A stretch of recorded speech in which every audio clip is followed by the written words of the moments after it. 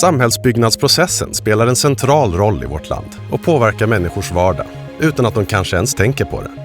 Det gör den också till en väldigt komplex process med många olika typer av aktörer inblandade.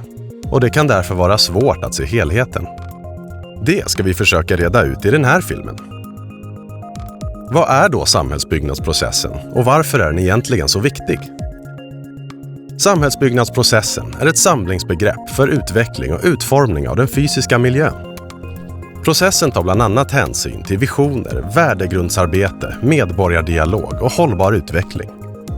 Det innebär att samhällsbyggnadsprocessen omfattar mer än enbart en planprocess och bygglovsprövning som plan- och bygglagen behandlar. Generellt sett innebär det att betydligt fler aktörer än de kommunala tjänstepersoner som arbetar med planprocess och bygglovsprövning är inblandade. Det kan exempelvis vara aktörer från olika kommunala förvaltningar, Boverket, byggaktörer, länsstyrelsernas samhällsplanerare eller privata näringslivet. Samhällsbyggnadsprocessen handlar helt enkelt om att skapa långsiktigt hållbara och attraktiva livsmiljöer som ger förutsättningar för att alla ska kunna ha ett gott liv. Så låt oss titta lite närmare på själva processen. Väldigt förenklat kan vi förklara samhällsbyggnadsprocessen i de här stegen. Underlag till planering, översiktsplan, idé. Ja, idéer dyker självklart upp överallt i hela processen och inte bara här. Detaljplan, samråd och granskning, beslut detaljplan, projektering, fastighetsbildning, bygglov, startbesked, markarbete, byggnation, slutkontroll och slutbesked och förvaltning. Här är processen förenklad och visar inte allt som ingår eller alla aktörer i samhällsbyggnadssektorn och inte heller komplexiteten i de enskilda processerna. Men du kan ändå se att det är många olika steg som sträcker sig över en lång tidsperiod och lägg där till att flera förvaltningar inom en kommun är inblandade i processen.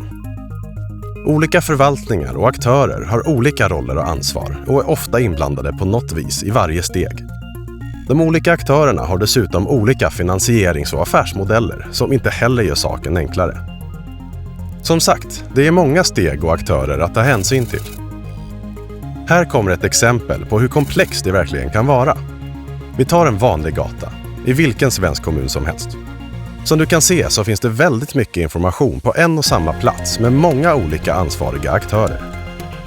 En stor del av kommunens förvaltningar är representerade och ansvariga för olika delar i gatumiljön.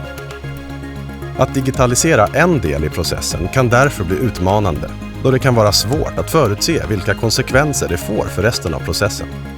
Nya beroenden kan lätt uppstå och gamla kan brytas. Digitalisering innebär utmaningar och stora möjligheter. För att lyckas behöver alla aktörer samverka ännu mer än vad de redan gör.